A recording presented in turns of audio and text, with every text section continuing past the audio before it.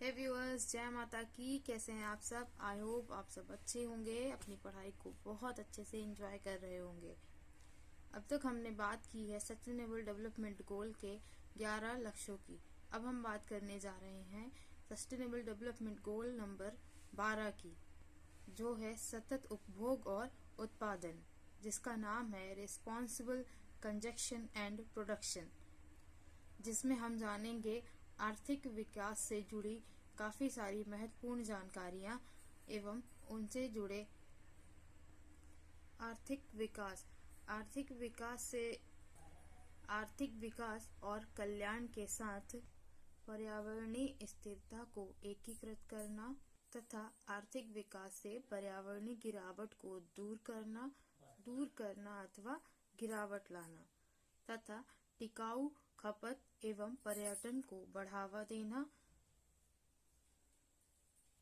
हरित और सामाजिक रूप से समावेशी वैश्विक अर्थव्यवस्था की ओर परिवर्तन के लिए संसाधनों एवं प्रभाव को अलग करने की आवश्यकता है।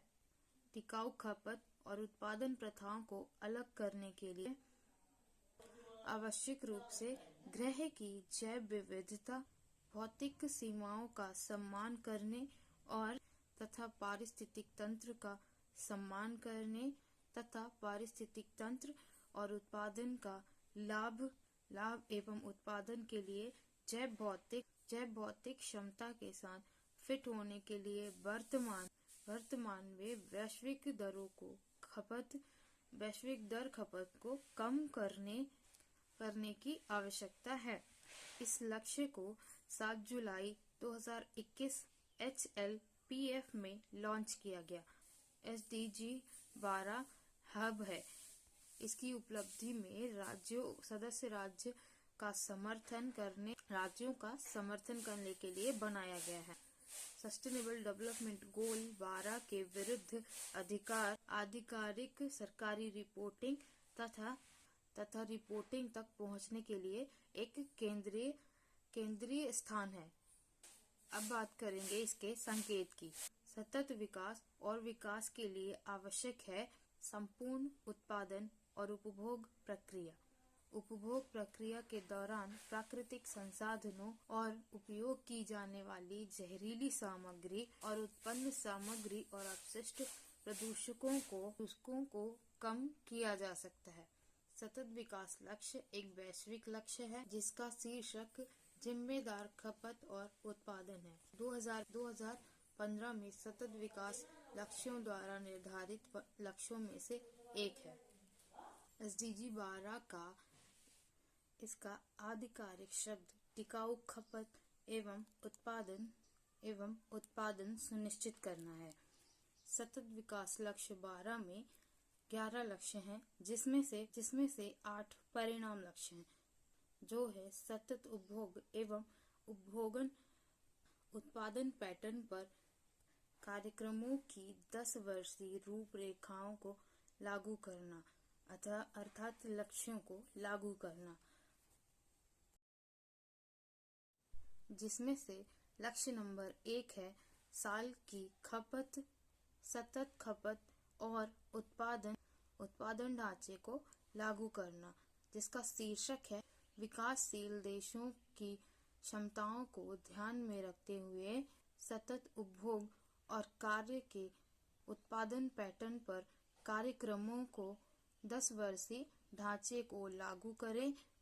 इसी पर सभी देश कार्यवाही कर रहे हैं, जिसमें से विकसित देश नेतृत्व कर रहे हैं। यह सूचकांक स्थायी उपभोग एवं उत्पादन का समर्थन करने के उद्देश्य से बाध्यकारी और गैर बाध्यकारी नीतिगत उपकरणों एवं नीति चक्र के साथ प्रगति करने वाले देशों की मात्रा और निगरानी की अनुमति देता है। वहीं लक्ष्य नंबर 2 रखा गया सतत प्रबंधन एवं प्राकृतिक संसाधनों का उपयोग, जिसका शीर्षक मुख्य रूप से 2030 तक स्थायी प्रबंधन और प्राकृतिक संसाधनों के कुशल उपयोग योग को प्राप्त करें, जिसके मुख्यतः 2 संकेत रखे गए, जैसा कि पहला नंबर है सकल घरेलू उत्पाद प्रति व्यक्ति पद चिन्ह, प्रति भौतिक पद चिन्ह, और दूसरा रखा गया घरेलू सामग्री की खपत और प्रति व्यक्ति, और इसी प्रकार तीसरा लक्ष्य रखा गया है वैश्विक प्रति व्यक्ति खाद्य अपशिष्ट को आधा करना। 2030 तक खुदरा और उपभोक्ता के स्तरों पर प्रति व्यक्ति वैश्विक खाद्य अपशिष्ट को आधा करना और फसल के बाद के नुकसान सहित उत्पाद और आपूर्ति श्रृंखलाओं में खाद्य नुकसान को कम करना। और चौथा लक्ष्य रखा गया रसायनों और अपशिष्ट का उत्तरदायित्व प्रबंधन। 2030 तक सहमत अंतरराष्ट्रीय ढांचे के अनुसार अपने पूरे जीवन चक्रों में रसायनों एवं सभी कचरे के पर्यावरणीय रूप से अच्छे प्रबंधन को प्राप्त करें। वहीं लक्ष्य नंबर 5 रखा गया अपशिष्ट उत्पादन को पर्याप्त रूप से कम करना, जिसका मुख्य शीर्षक है 2030 तक रोकथाम, कमी एवं पुनः चक्रण और पुनः उपयोग के माध्यम से अपशिष्ट उत्पादन को काफी हद तक कम करें। वहीं छठवां लक्ष्य रखा गया है कंपनियों को सतत प्रथाओं और स्थिरता रिपोर्टिंग को अपनाने के लिए प्रोत्साहित करें, जिसका मुख्य शीर्षक कंपनियों, विशेष रूप से उन कंपनियों जो अंतरराष्ट्रीय कंपनियों को स्थायी प्रथाओं को अपनाने और उनके रिपोर्टिंग चक्र में स्थिरता की जानकारी को एकीकृत करने के लिए प्रोत्साहित करें।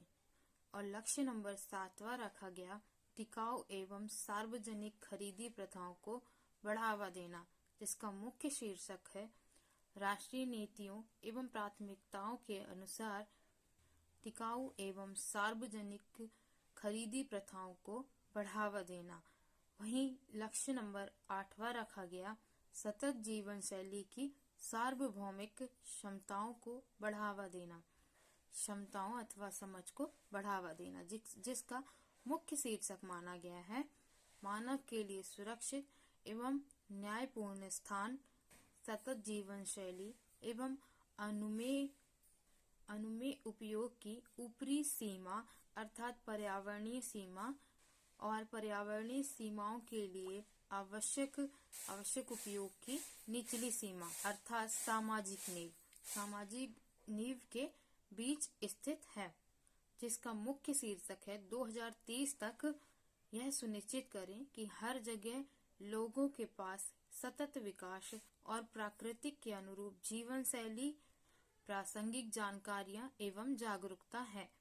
लक्ष्य नंबर 8 को मुख्यतः 3 भागों में विभाजित किया गया है, जिसमें से पहला है सतत उपभोग और उत्पादन के लिए विकासशील देशों को वैज्ञानिक और तकनीकी क्षमता का समर्थन करना, और दूसरा है टिकाऊ पर्यटन की निगरानी के लिए उपकरणों का विकास और कार्यान्वयन। वहीं तीसरा है बाजार की उन विकृतियों को दूर करना जो फिजूल खर्ची को बढ़ावा दे रहा है। अब बात करते हैं चुनौतियों की। जैसा कि जानते हैं तेजी से जनसंख्या वृद्धि और वैश्वीकरण के संदर्भ में खाद्य प्रणाली काफी विकसित हुई है। यह उल्लेखनीय है कि वैश्वीकरण और खाद्य प्रणाली की स्थिरता को खतरे में डालने के कारण ही व्यापक परिणाम वाली कई महत्वपूर्ण चुनौतियां उत्पन्न हुई हैं। आई होप आपको ये इन्फॉर्मेशन अच्छी लगी होगी। वीडियो पसंद आई हो तो लाइक जरूर करना, अपना फीडबैक लाइक या डिसलाइक करके जरूर देना। बड़ों को नमस्ते, छोटों को प्यार। छोटी सी लाइफ है, एंजॉय करो यार। मिलते हैं नेक्स्ट वीडियो में, तब तक के लिए जय हिंद।